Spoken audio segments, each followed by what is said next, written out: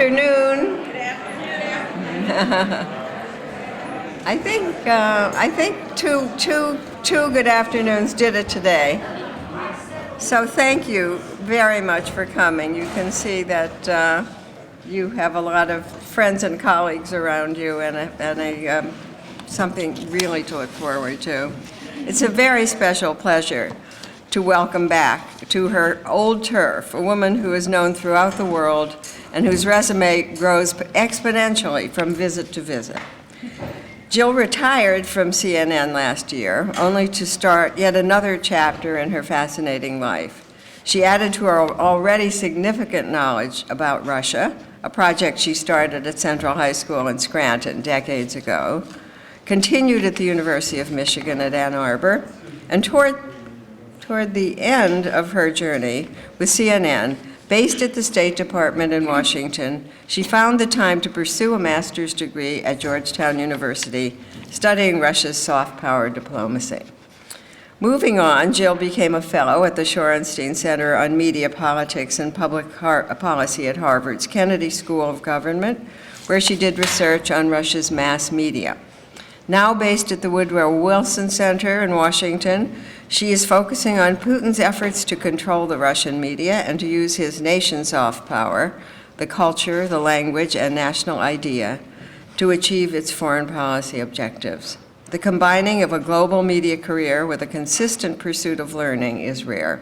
But for Jill, it comes naturally. It's just who she is.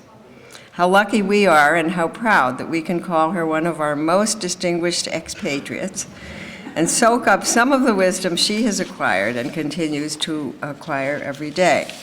I can say that we first met in Moscow, where she was head of the CNN's Russian desk, and it's been a great journey together through these years, so about 8 or 9 years ago, I think. It would be hard to find anyone who has known Vladimir Putin both personally and professionally. He is, on the one hand, another autocratic leader, and she might dispute that. It's her talk. And on the other hand, an eternal enigma to many of us. So please welcome Jim to the podium. Jill. Sandra, thank you very much. Oops. Thank you. All right. Well, Sandra, I thank you. Let me see if I can get this directional. Thank you very much for that introduction. You are too kind. And talk about somebody who has a career that keeps going and going and going. It's Sandra, my goodness. Every time she's all, really, I think. She is an outstanding example, I think, of the people, the intellectual firepower of people here in Scranton. You know, we were talking about the medical school and developments at the university. And I, as a big fan, of course, of Scranton, I think that's the way to go. You know, the intellectual capital that this town has is really what's going to bring it into the future. If you don't have industry, because industry in a way is kind of passé in many places. It's really what's in our heads. And so I think it's very exciting. Every time I come back, I see more and more developments. So thank you, Sandra. And I do want to mention another person who's in the audience. Of course, I have relatives and friends, but one person is Michael Peregrine, my teacher Russian teacher in high school, and the debt of gratitude that I offered to him, because if he had not been so dedicated in high school, I would not be standing here, and that is God's truth. So thank you very much, Mr. Peregrine. Спасибо большое. Я очень благодарна. So my mission today, if I should accept it, is to try to explain what motivates, Mr. Putin, who is what really, I think, one of the more complex people on the international stage. I've met him a number of times, and I think, I've been talking with friends who've known him, and trying to explain kind of how he deals with people and his approach to other people. And I don't want to begin necessarily with the KGB, but I will, because well, listen, my father was in the FBI, so there's a certain commonality there.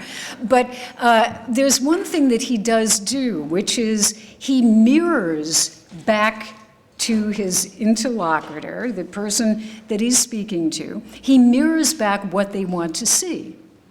And it's a very interesting trait, if you, let's say Russians want a macho leader who's going to put Russia back on the world stage, they get it. They get bare-chested, horseback riding Vladimir Putin. If they want something else, maybe a tough guy, he tends to have kind of amazingly crass and sometimes off-color expressions in Russian. They get that. Or if he's on the world stage, there's another persona. So I think he is genuinely a difficult person to really totally understand. And just think of the latest incarnation. Mr. Putin, as we know, last week kind of disappeared. If you've been following the news, there was, on the internet, it was kind of, there were two little phrases that were around the internet. Where is Putin? And the other, hashtag, where is Putin? And the other one was, Putin's dead. Of course, he wasn't. But it's still, I talked to people who are very high up, former ambassadors. It was this event in Washington, and a lot of them were saying they really don't know why he did that. Why did he disappear for actually a total of about 9 days? It was rare. He really hasn't done that in his past. So in trying to understand what he was trying to do with that, there's an easy explanation, which is, of course, he was sick. He had the flu. That could be. I mean, I actually probably take that interpretation over others. But then there were other interpretations, like there was a palace coup. He had been overturned, that there was another rumor, which you probably have heard about, that maybe his girlfriend was having a baby. Now, I cannot substantiate the fact or the rumor that he does have a girlfriend, but this has been out there for many years, or a number of years. And I cannot tell you whether she had a baby in Switzerland. I simply can't. But that was one of the rumors. It was all over the internet. So kind of a crazy experience. There was another theory that maybe he's trying to remind people of what it would be like without him. And I think he did, well, the czars did it, 300, 400 years ago, I guess, they did the same thing. You kind of disappear for a while, and then you come back. Remember, Stalin in World War II disappeared for about a week, I think. Maury would probably know that history.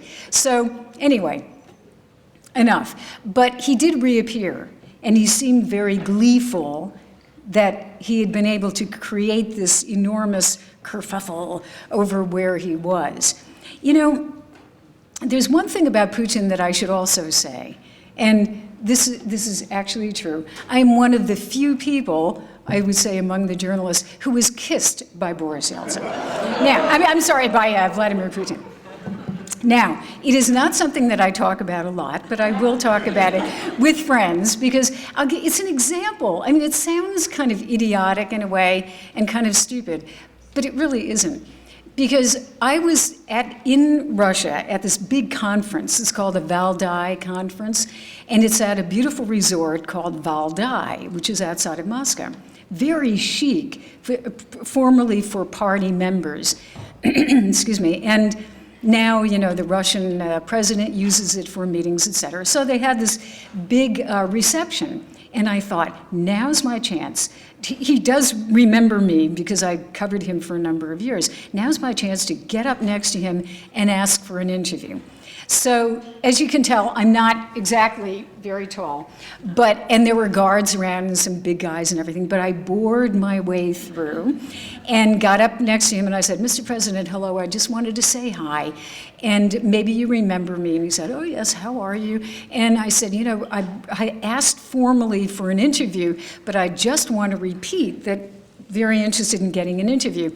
And he said, "Well, the guy who's in charge of my schedule is my press secretary," and he points to the press secretary. I turn like this, and there is a big kiss that kind of is slapped, Putin slaps a kiss on my cheek. And I was so taken aback. I mean, I honestly didn't know what to think, so I kind of went like that. Now, you could say, here we go into Kremlinology. But I talked to a friend who's a Russian journalist who was kissed by Putin too. And we both tried to figure out, why did he do it? Because my theory is he doesn't do anything unless he thinks about it. Okay, so what was the message that I get from being kissed by Putin? On the one level, I think, okay, simple explanation. I'm kind of a person that when things were good between the United States and Russia, I was one of the few journalists who really spoke Russian pretty well in Moscow. I tried to give him a fair break in the beginning, especially when he was elected president. And there was a good relationship, as I said, between the US and Russia. It could be kind of warm, fuzzy feelings. That would be one explanation.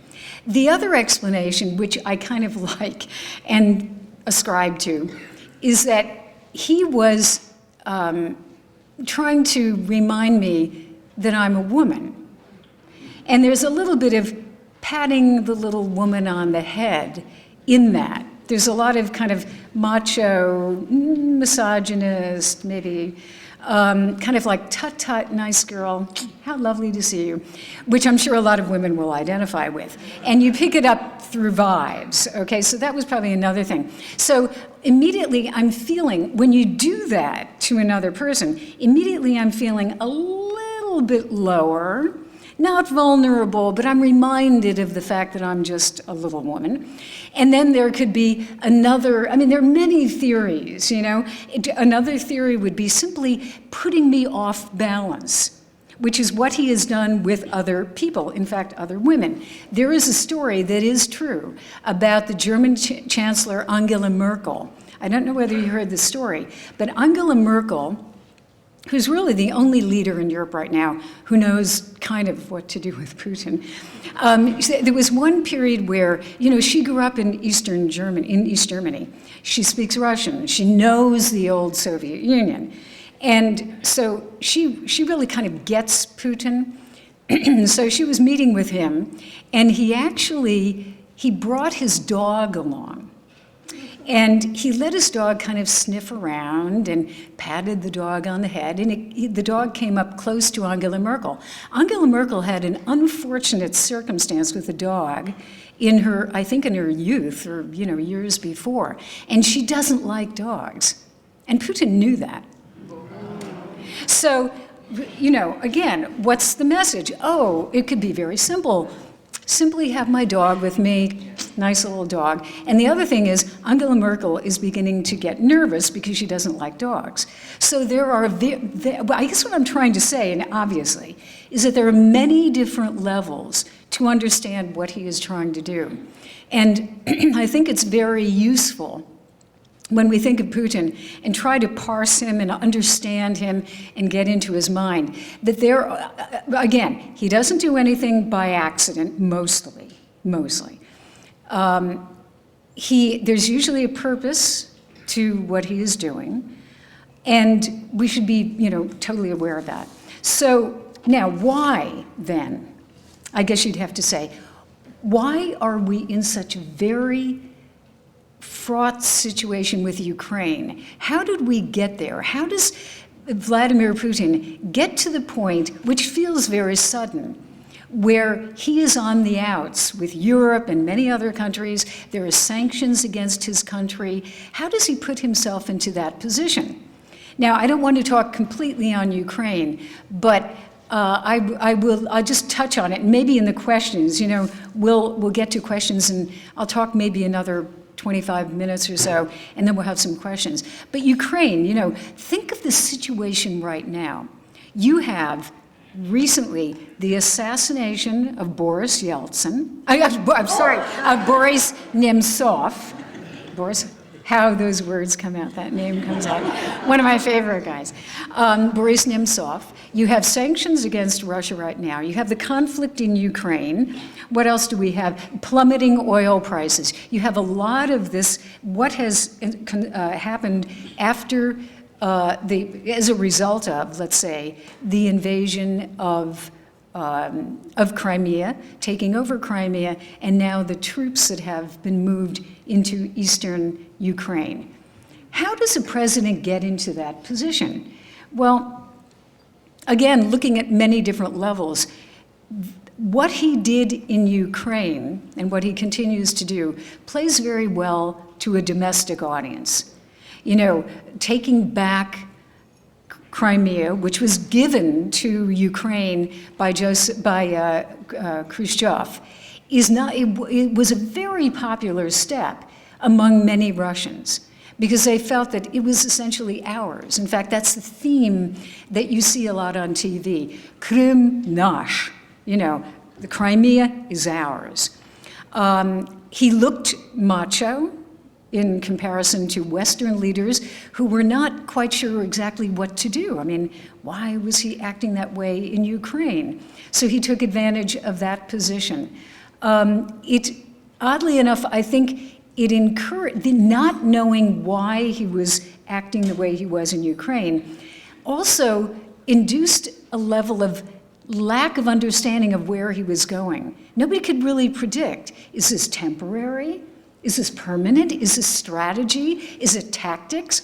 And that is a very good technique if you want to maximize your impact in the world where other leaders have to react to you and they really don't know what you're going to be doing.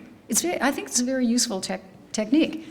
I'll tell you, I went to Moscow, and I'm going this Saturday. In fact, I'm going back for another about 10 days. But I went in December, and I can tell you that the mood is very strange.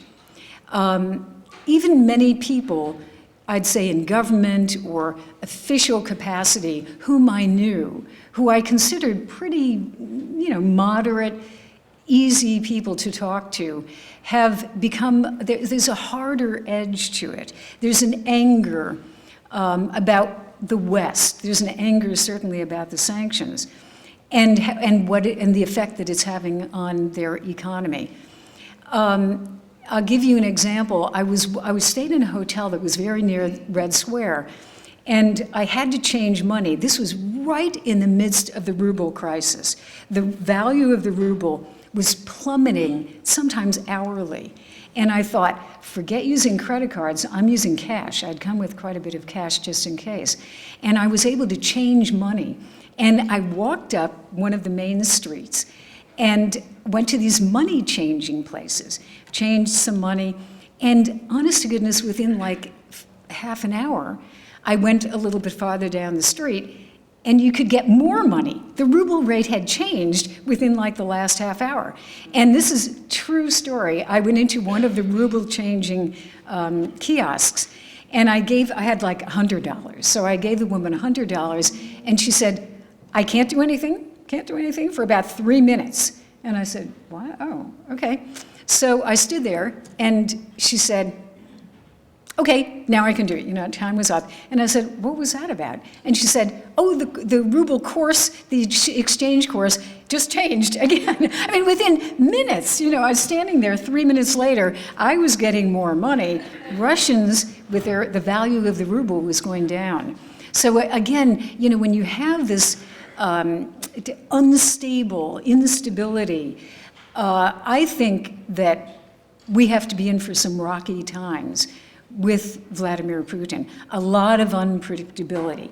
But what I want to do, that's another subject that we can get into, maybe I'll touch on it at the end, but I'd like to try to give my interpretation of where he comes from, what's the basis of some of his ideas, and try to structure it for what I understand, having met him, traveled a lot, studied there. I studied, in fact, at Leningrad State University in 1971 when Putin was there. He was going to be a KGB agent.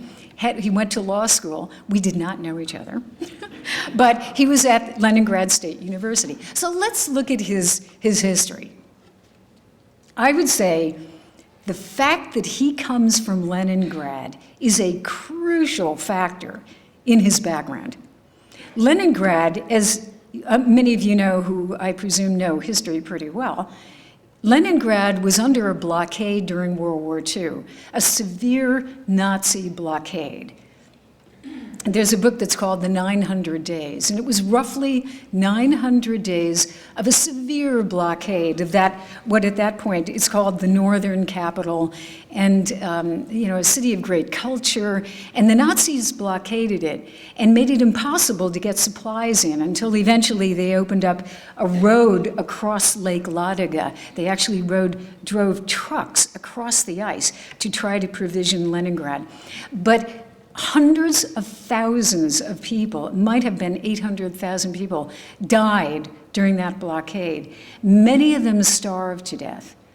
And Vladimir Putin's family, his mother almost died during that blockade. She was actually, he says, in his autobiography, I would highly recommend this, although it was done by the Kremlin. This is when he was first introduced. This is 99. When he was just being introduced as Yeltsin's heir. This book was put together very quickly by the Kremlin, and it's a sit-down interview. It's called First Person.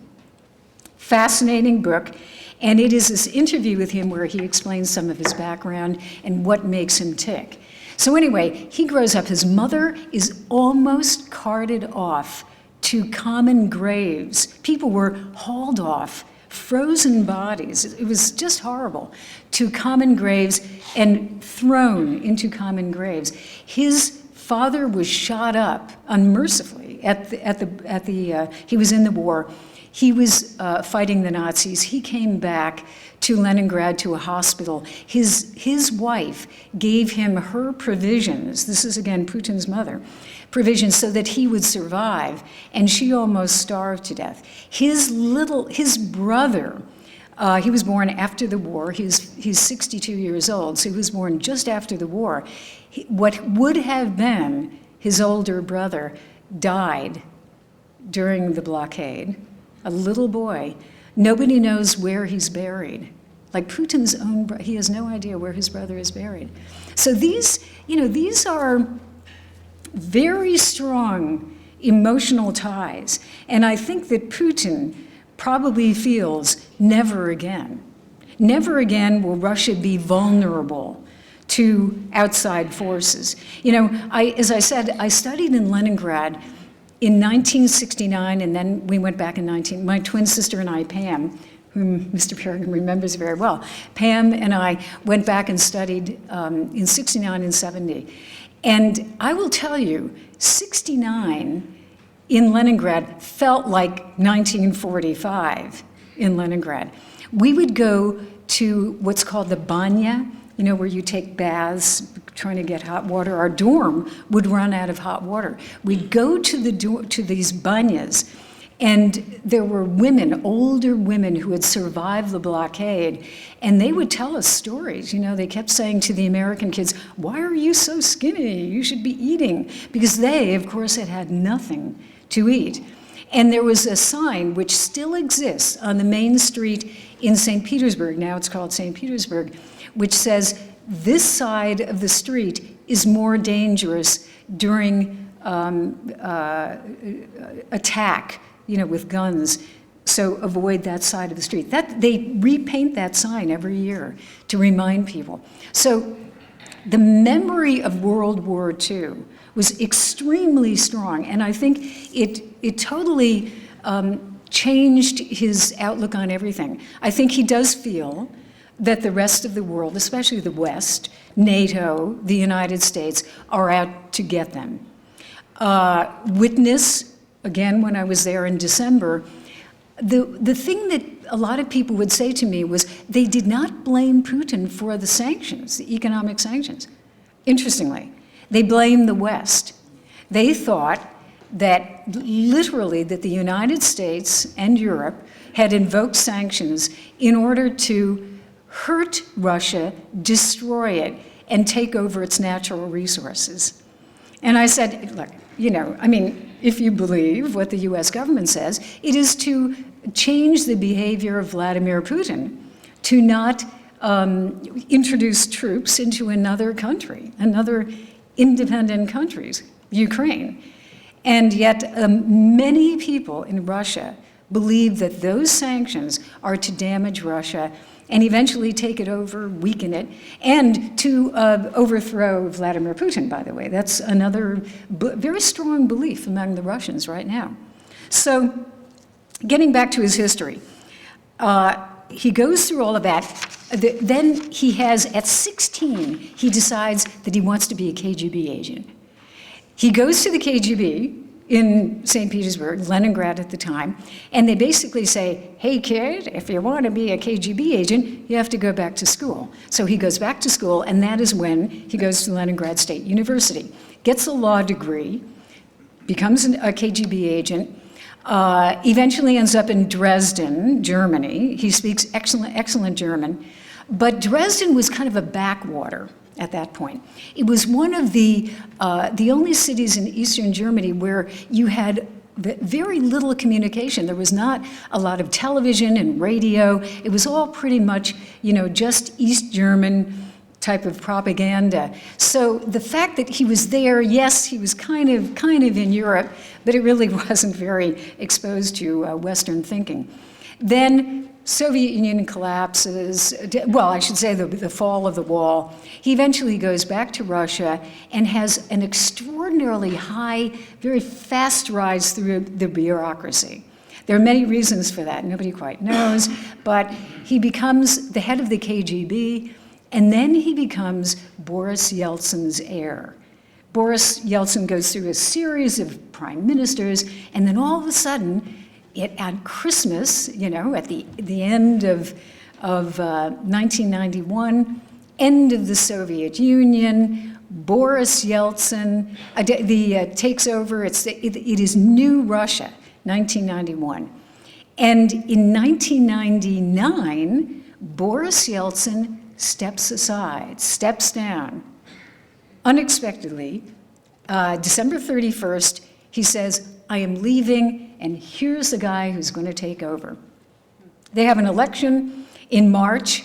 I went back, by that time I was in the States for a little while. I came back, did the election, and that's when I saw Putin and met him for the first time. Very, very interesting at that point. He was definitely the heir. There was no question he was going to be elected. And he was, as you know, he was president twice for 4-year terms. Then, according to law, he couldn't run again, so he became the prime minister. And Dmitry Medvedev took over as the president. And then after one term, Putin comes back as president. So and changed the the term in office to 6 years, not 4. So at the end of this, if he does what he potentially could, he could be president, or at least let's call it in power, for 24 years, which is really amazing. So this is a man who's going to be around for a long time, unless, of course, he disappears. So we have to, try to understand him, I think. Now,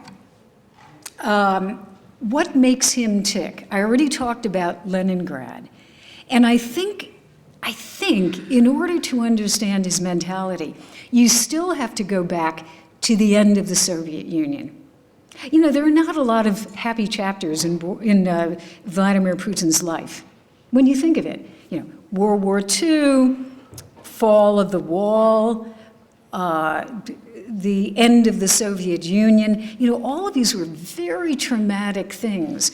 And he has said, the quote is, "The demise of the Soviet Union was the greatest geopolitical catastrophe of the century." Now, that has been interpreted in many ways. You know, a lot of people said, oh, horrors. Does he want the Soviet Union back? No, I don't think he wants the Soviet Union back. He wants something else. And in the time remaining, I'll try to interpret that. I don't think anybody can really interpret it except for Vladimir Putin. But I think, you know, he has three objectives, I would say. Restore the authority of the Russian state, there's no question. Rebuild the economy, which is a big question now because I'm not quite sure how he's rebuilding the economy when it's being decimated by sanctions and oil prices. And then most importantly, I think, restore Russia's power and influence in the world. So let's put ourselves back in 1991, the end of the Soviet Union. I don't think I, as an American, can really fully understand how traumatic that was. But just imagine the country that you grew up in, that was a real power, it was an empire. It stretched, and still does actually geographically, 11 time zones, from the farthest point to the most easterly point, 11 time zones. They changed it now, it's actually 9 time zones, but technically, you're talking about 11 time zones, and we have 4. Just think of that. It had nuclear weapons. It still does have nuclear weapons. It had huge conventional forces, men in uniform. It had a seat at the United Nations, which it still does. It was a very influential country. And on a human level, the Communist Party and the structure that existed, I think of it kind of as being, let's say you live in a country where there's only one party, the Republican Party, Democratic Party, whatever. Everything that people got, social benefits, et cetera, came from the Communist Party. So forget about what we think about communism, but just think that the social structure also is based on the Communist Party. So you get vacations for your kids because of the Communist Party. They have summer camps in the South. You work in a factory. You get extra food. Maybe you get some shoes that just came in from East Germany. I mean, again, we're going way back, but in the 80s, the 70s, the 60s, there's a shipment of decent shoes that are coming in from Germany. You get those through your factory. You get all sorts of perks. You get free medical care. I think you get the picture. Then that all falls apart. So what does the end of the Soviet Union mean to average people? It means my kids don't have free medical care. I don't have free medical care. My kids don't get a vacation in the south of Russia. I don't have the perks that I used to get and the help that I got from my factory or from my job, because now the factories are all falling apart. Just think of the trauma of that.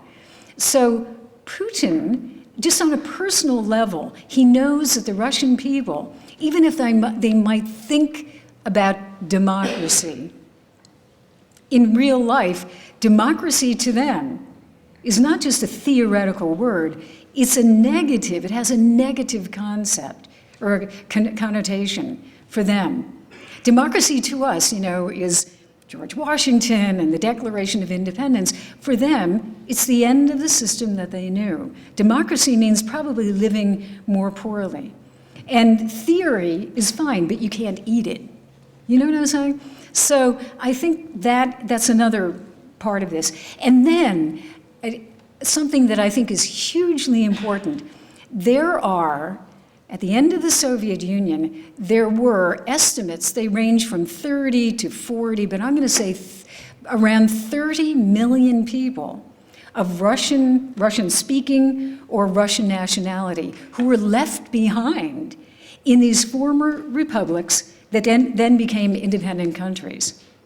Like, think of Kazakhstan, in Central Asia. There are all sorts of Russians living in Kazakhstan. Think of the Baltics, up in Estonia, Latvia, Lithuania. Those are countries that have significant Russian or Russian-speaking populations.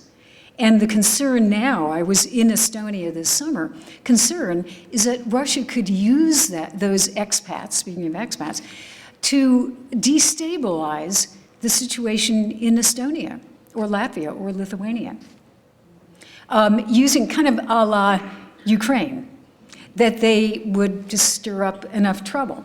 So that, I think, that is a factor that you really have to bear in mind right now.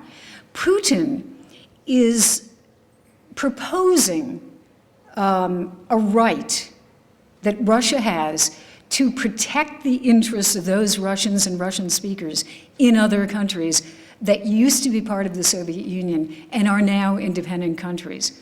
And that is a game changer.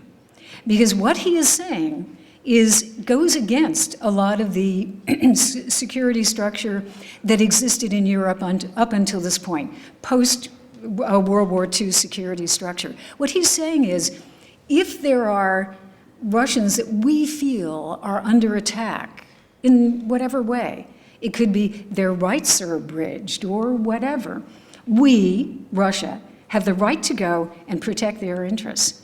That's what he said in Ukraine, and he could use that in other countries. Now, Europeans do not accept that. I mean, the United States does not accept that.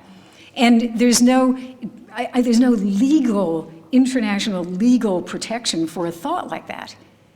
But he's claiming that right. So that's another thing to really watch. Stirring up trouble in the post-Soviet space, as we call it. And it does not mean that you necessarily have to, let's say, send in the troops. I'll give you a thought about Ukraine right now. Crimea basically now is theirs, in all practical purposes. Eastern Ukraine, where he brought in some troops, and now it's kind of this area of a lot of conflict. At this point, he does not have to take that over. He does not have to turn that into part of Russia. What he can do is leave Eastern Ukraine, which is really where a lot of the factories are. He can leave Eastern Ukraine as part of Ukraine, and then they will have representation in parliament. And then, when you have representation in parliament, but you support Russian policies, you can exert your influence on the parliament for the betterment of Russia. Do you know what I'm saying? So again, you don't necessarily have to send in the tanks. They're useful sometimes, but there are other more subtle things that you can do.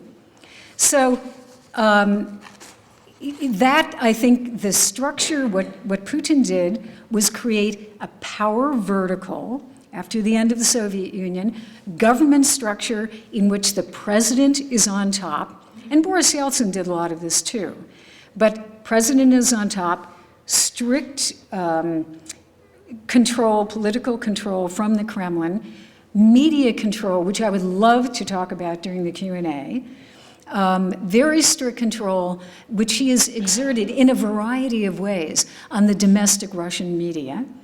And now they are rebuilding the structures of Russian propaganda to give their message to the rest of the world and present Russia's face to the rest of the world. So media is another area. But I think that I really believe there's something that, maybe it's because I worked in TV for too long, but I believe in images, like movie images. And every one of us has kind of images, I think, in our heads. I have images of the old Soviet Union when I was studying Russian.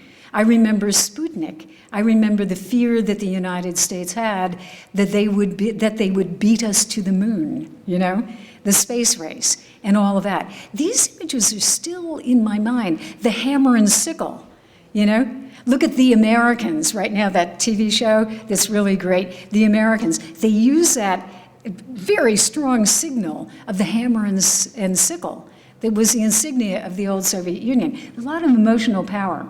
And I think that what Putin is doing right now is he is tapping in directly into those movie images, those pictures, those visceral emotions Russians have, to say, we can be strong country. We can show the rest of the world that we're back. Even if it's difficult for us, even if there are sanctions, it's not going to stop us because we got through World War II. We got through the siege of Leningrad. We are a proud people. And he is using this for his own purposes, I think, of continuing in power in Russia, and also going as far as he can to exert the influence and power that they have internationally. Now, you could say he's kind of, hurting himself, shooting himself in the foot in some ways by trying to exert this power. However, somebody said the other day, this is a person from the Baltics, in fact, an ambassador, they said, well, and they understand the Russians very well, they said, if you don't have anything and you bargain, you demand 100%, and you only get 20%, you're still ahead. Push for 100%, get 20%, you're still ahead. And I think Vladimir Putin, being a pretty smart guy, is pushing for 100%, and he's happy to get 10%, 20%, 30%, wherever he can. He perceives that the West is weak. He really does, unfortunately. And there has been a lack of cohesion. I think Ukraine has brought people together, Europe and the United States. But I do think, just in closing, because I really want to get some questions, I think that we really have to be prepared. And I say this with sadness. I really say this with personal sadness. We have to be prepared for some very rocky times with Russia under the leadership of Vladimir Putin. He is going to try to push to get what he can. I do not believe he wants to take over the world. I don't think it's that type of thing. It's not really Soviet. In fact, it's like a postmodern, non-ideological approach. The Soviets believed in, communism, all workers of the world unite, you have nothing to lose but your chains. This guy is not ideological. What he believes in is power. He believes in power, he believes in money, he believes in influence, and cold, hard power. They'll use soft power, but soft power doesn't always do the trick. Sometimes you need hard power. And he's become much more skillful at using it. So I never thought, quite honestly, that I would be standing here after the fall of the Soviet Union, after studying in Leningrad, a place that I really, truly love, after having a whole lot of friends in Russia whom I love. I never thought that I'd be standing here with the worst relations that I can remember since I was a little girl. I mean, really, truly, this is hard times. The relations are very bad. I do not believe that they have to be, but I do believe that they are. And once you unleash this, once you unleash those emotions that are inside of people, it's very dangerous to pull them back. It's very hard. Ultranationalists, fascist groups, there are all sorts of groups right now. Putin is funding, in Europe, is funding ultra-left, ultra-right parties in Europe. So that is the danger here. We are in uncharted territory, and I wish I could be optimistic. I'm a very optimistic person. But at this point, I'm not really that optimistic. The only thing that keeps me going is that I think the people of Russia ultimately want to live better. I don't think they want to be cut off. I think they want to, travel and study and be part of the world. But Putin is playing with a different emotion, and it's dangerous, and we don't know where it's leading. So on that optimistic note, I think I will stop. Thank you. Thank you. And now, Sandra, in terms of the questions, how do we do the questions? What's the best idea? Mm-hmm. And no microphones or anything we do? Okay, yes, please. I recently read Could you stand up, and it would help if you just identified yourself. Sally Uh-huh. Bowman. Hi, Sally. I recently read Peter Osmond's book about China. It was published in 2014, the Pulitzer Prize-winning book About what, I'm sorry? about China, Oh, yes. the Age of Ambition, Yes. in which he paints a country in which the party, the propaganda machine is extremely extensive, highly controlled information in every medium. And in addition to that, the party appears to sanction imprisoning people, even killing people, the party does, as a way of getting things in the order they want it to be in. Do you think that that is equal? Are both factors in Russia as disturbing as they are in China? Yeah, that's a great question. I hope could everybody hear that question about the media in China? Basically comparing the situation in China with total control over the media, in fact, even taking people into prison or killing them, and how does it compare to Russia? I would say, well, it's difficult. Many journalists have died in Russia.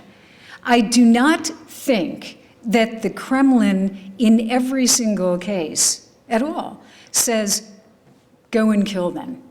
I think what happens is there's an atmosphere that's created, and that is what's happening right now. There's an atmosphere that's created. Well, let me back up. First of all, you have to control the media. So in the last 20 years, really since the end of the Soviet Union, you have had a centralization of control of the media in Russia. There were, let's say, some independent stations that existed right after the end of the Soviet Union. Boris Yeltsin was a beneficiary of some of that.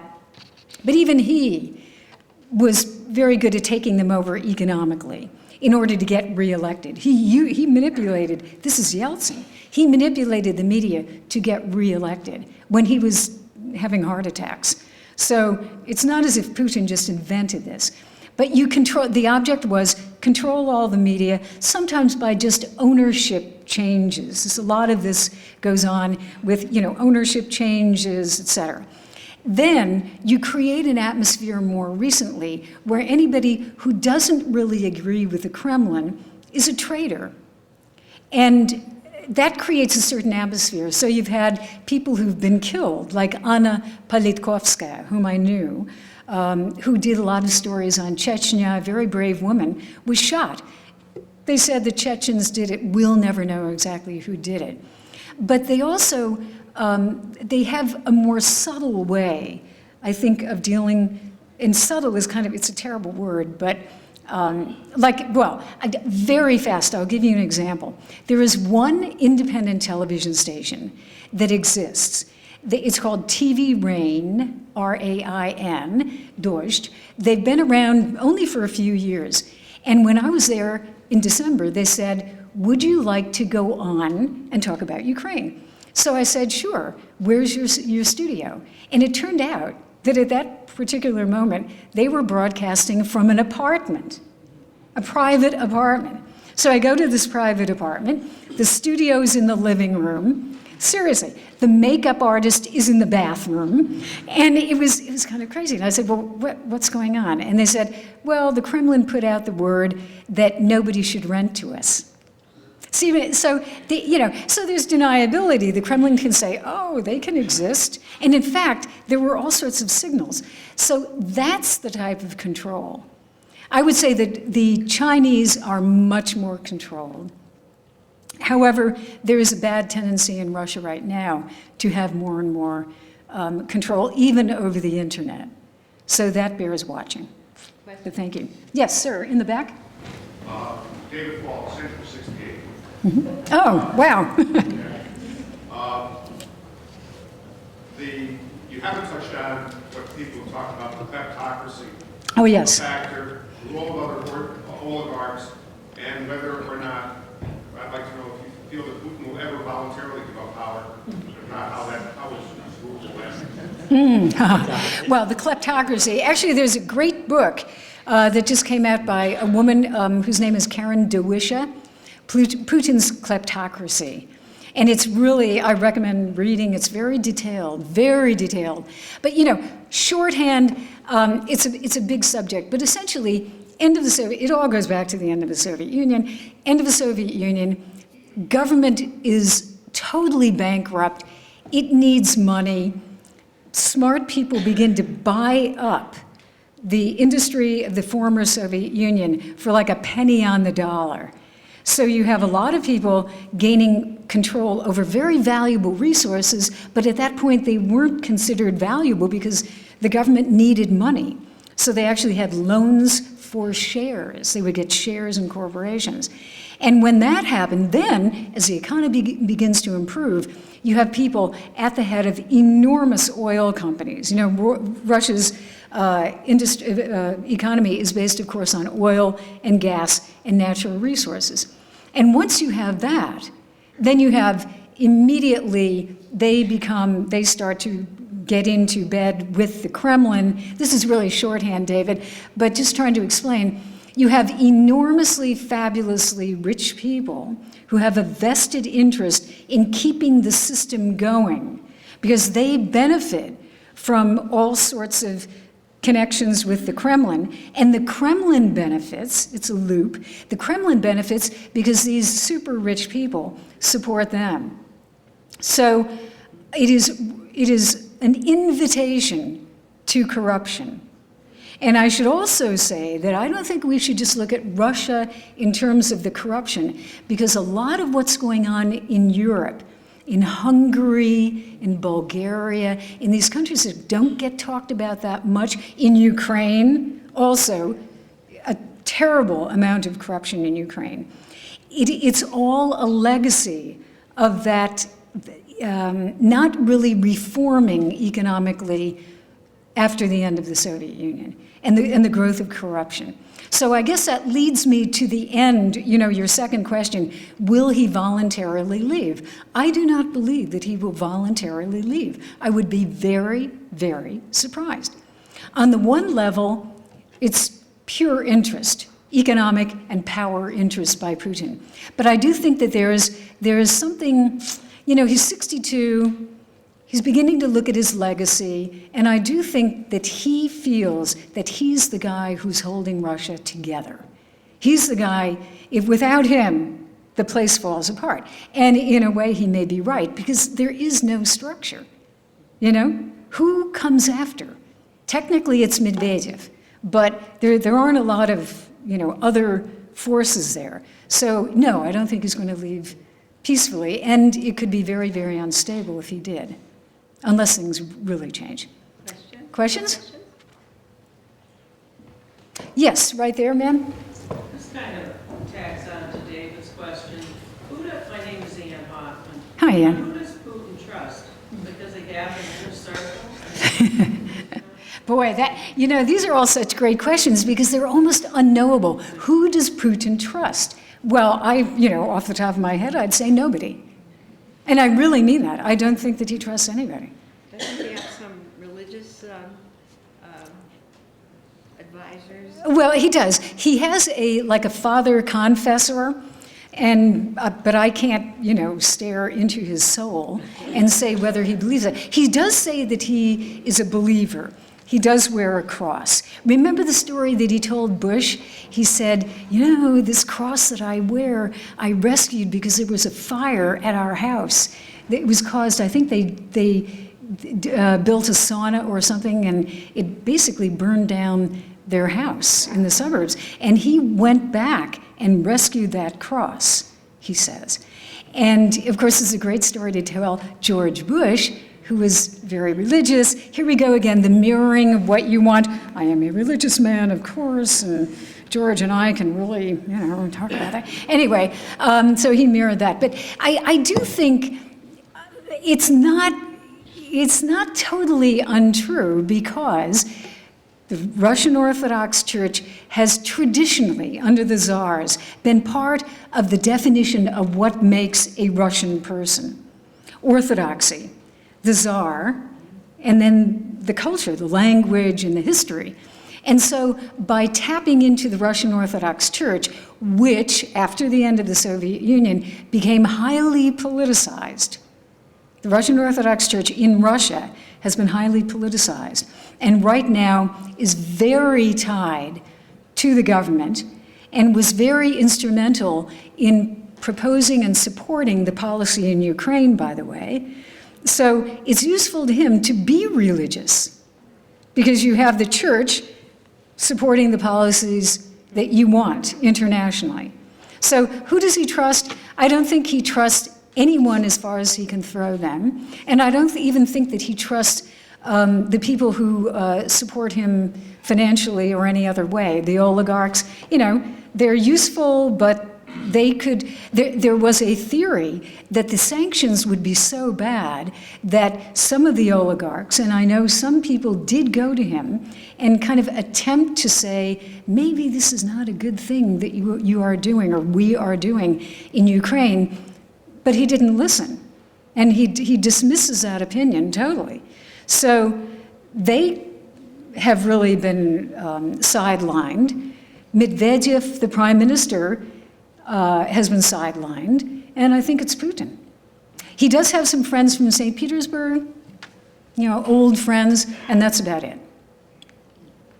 Yes, sir, why don't we start and we'll go to three? Yes. Yes, Joe Martin.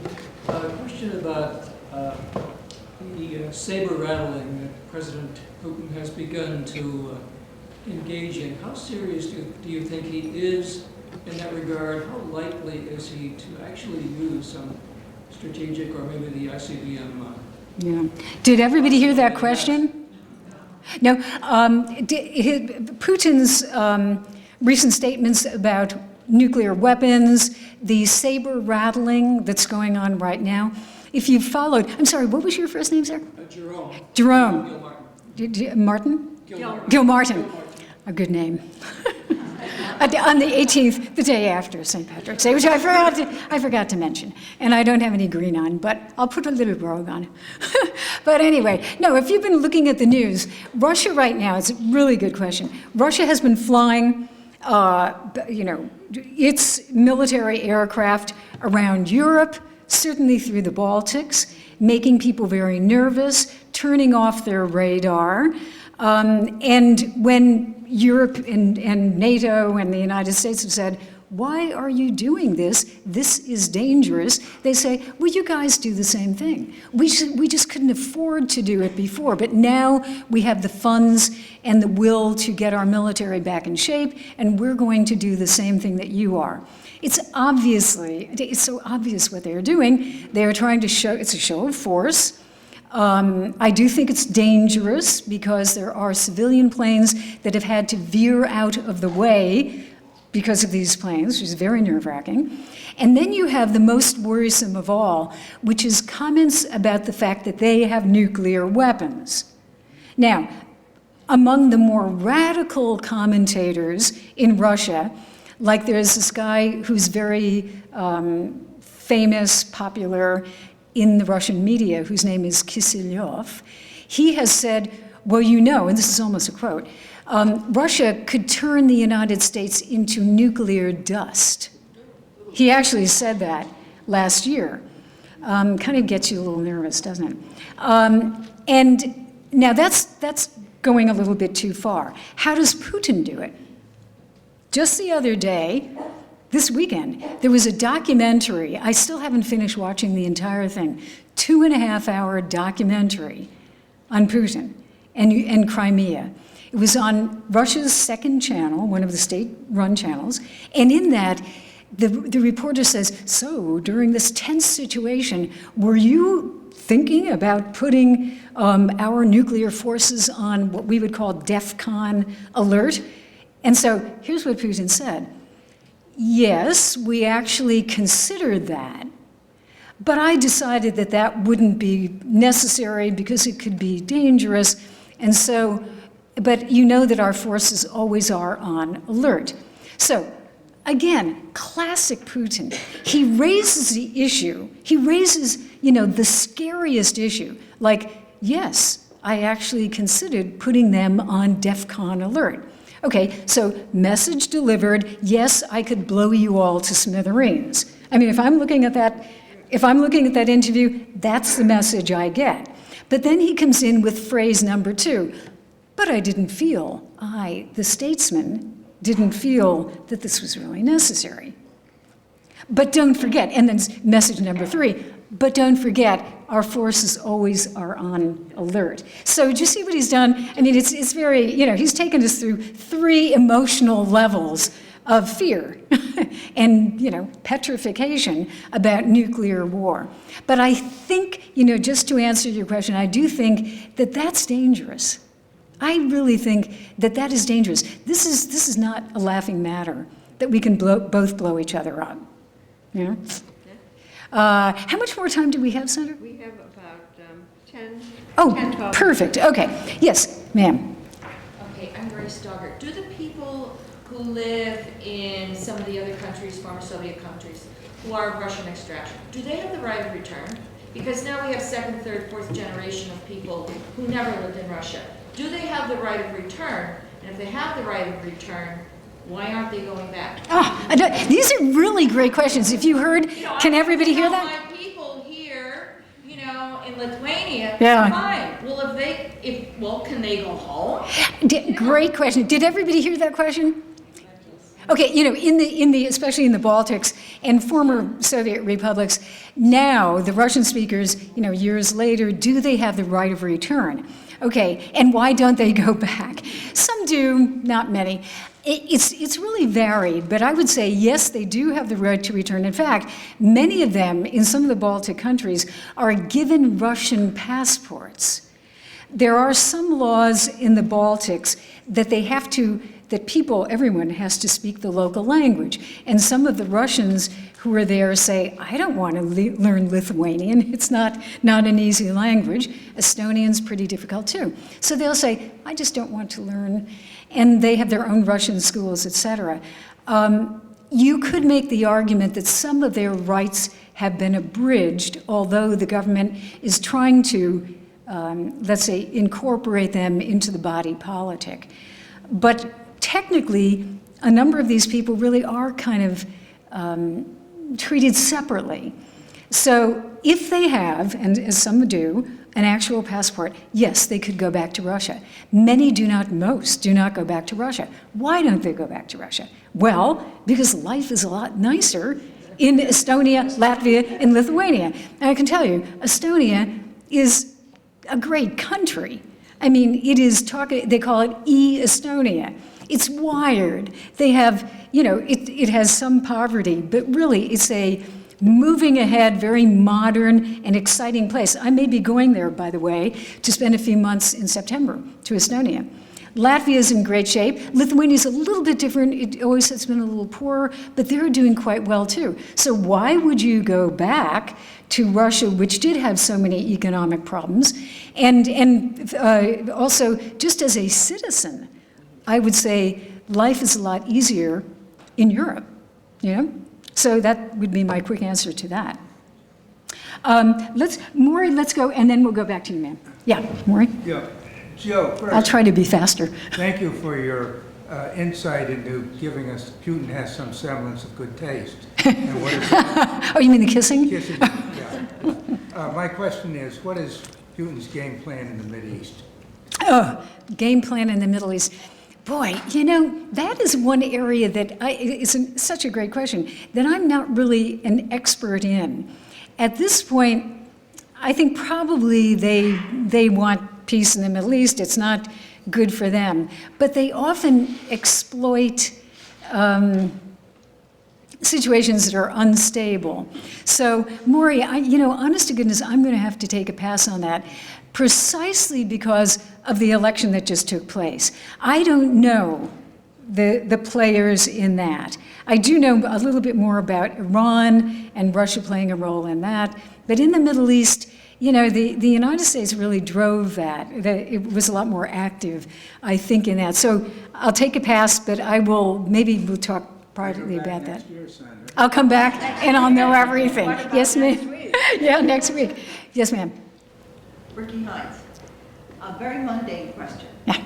After the Olympics, or actually during the Olympics, there was this big discussion about how expensive the Olympics were and how much they were putting Putin in a deficit situation, and that maybe because it was such a huge success that business would come, and then as soon as the Olympics were over, they invaded, and everything went down the toilet. What has happened financially to this huge deficit from the Olympics and then from the invasion and everything that didn't happen because the Olympics were supposed to be such a success? Yeah, no, the Olympics were a success. I mean, I think you have to say that.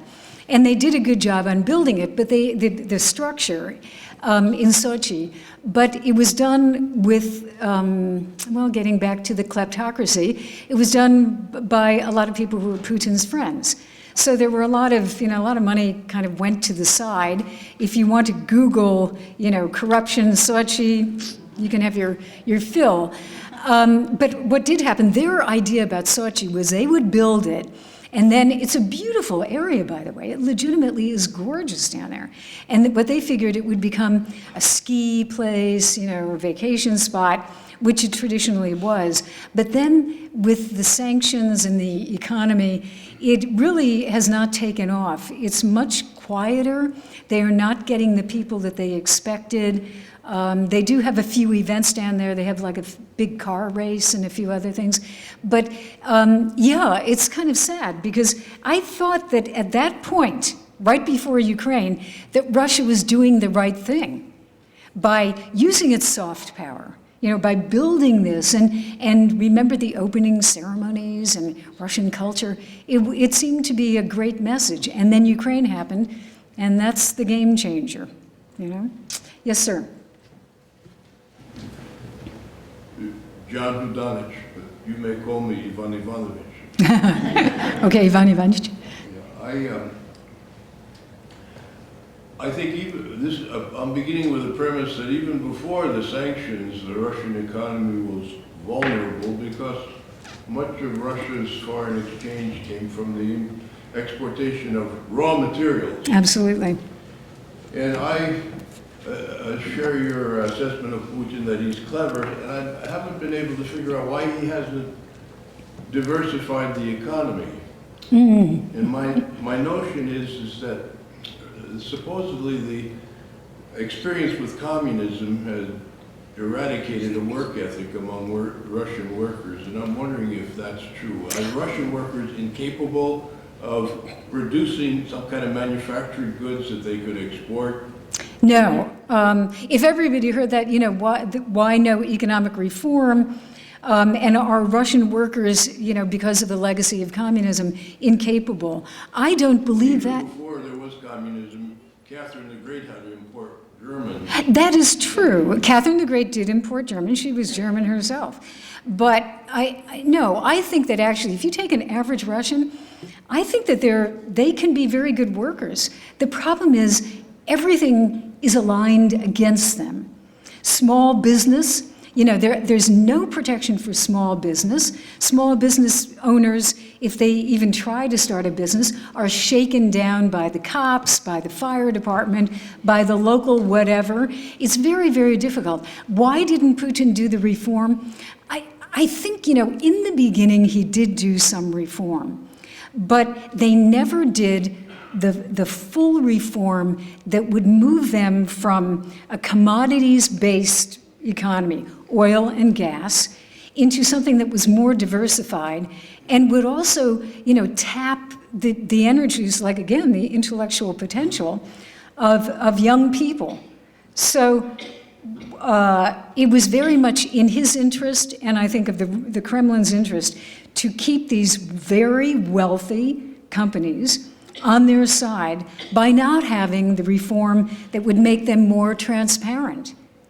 Really, it's not easy. Oh, I think we're going to have to end. But it's asking a question. Oh, okay. It is not easy for a company to invest in Russia, et cetera.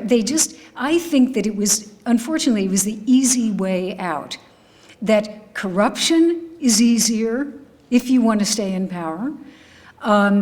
It takes guts to change your economy and really turn it around. And that is why you have tens of thousands of young people from Russia in Silicon Valley. I have met them And I'll just tell you one quick thing. I always remember this conversation.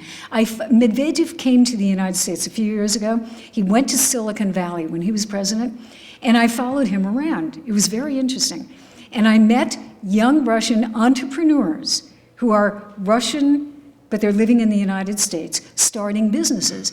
And this woman said, I said, you know, what is the problem? Why aren't you in Moscow starting a business?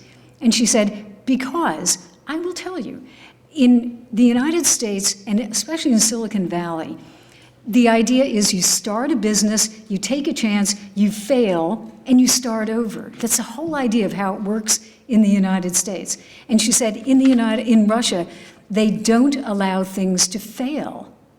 They don't allow, they're so used to government organizations and government companies that the idea of failure is unthinkable.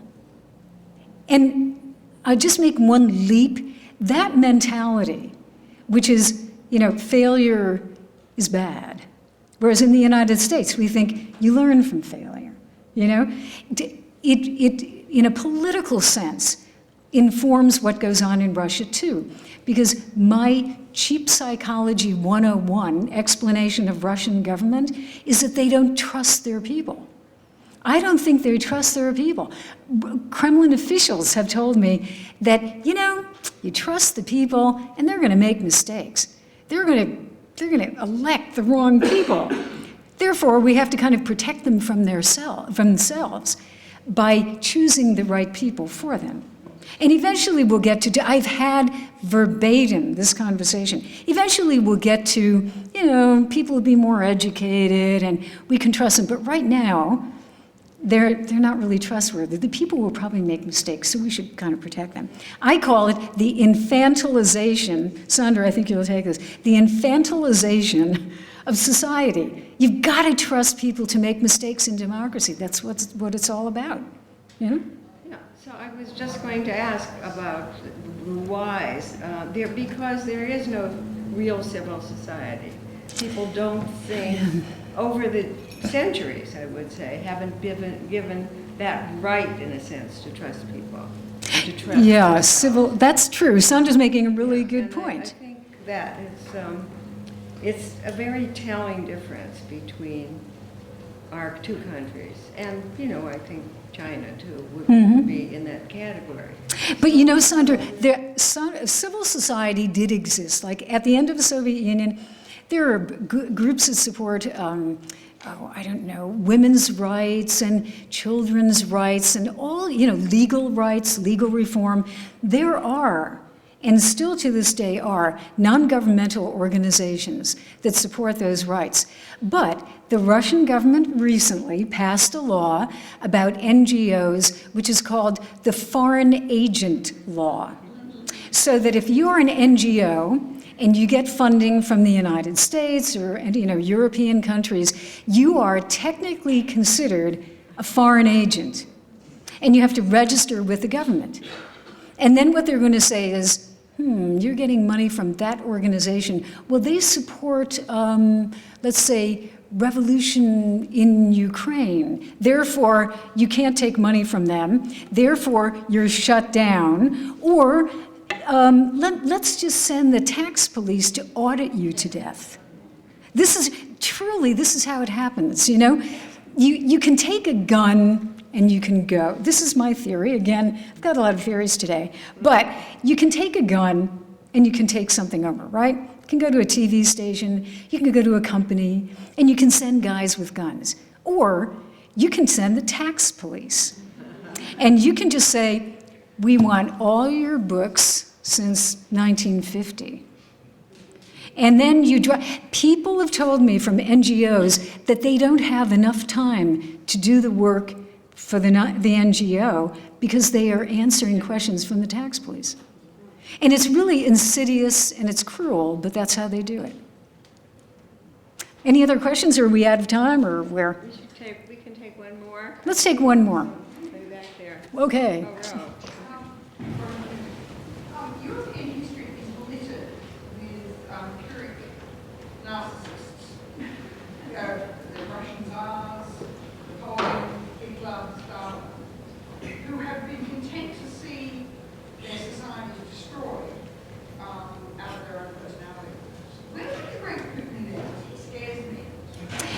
Well, okay. Did everybody hear that? You know, many leaders in history have kind of destroyed their countries, you know, Hitler, et cetera. And where would you rank Putin? You know, I really think Ukraine changed everything. I think Ukraine is going to be one of the seminal events that we have to deal with.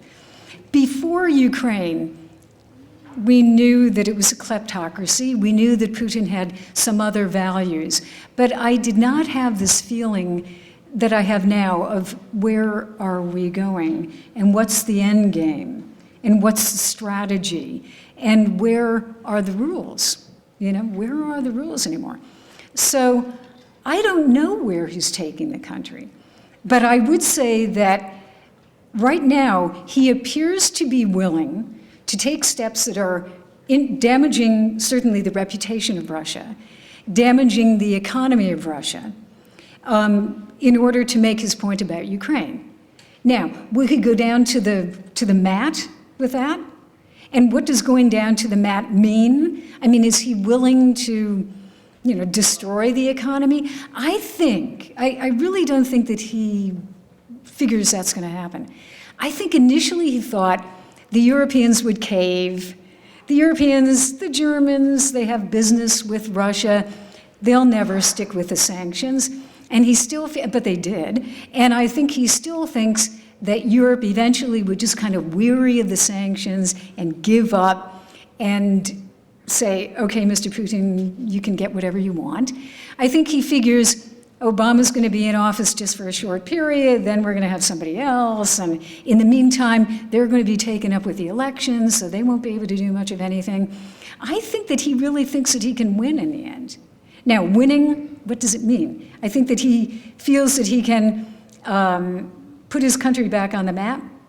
And don't forget, for Russians, putting the country back on the map, to be respected equals being feared. That really is a Russian belief, you know, that to be feared. So maybe he's accomplishing what he wants to accomplish. And in our ideas and our eyes, it feels counterintuitive, like why would he do this? But to him, it may make sense. Well, Sandra, is thank it? you. Yep. I think it's a bit. Okay. Pick this up. Thank you, another. Yeah.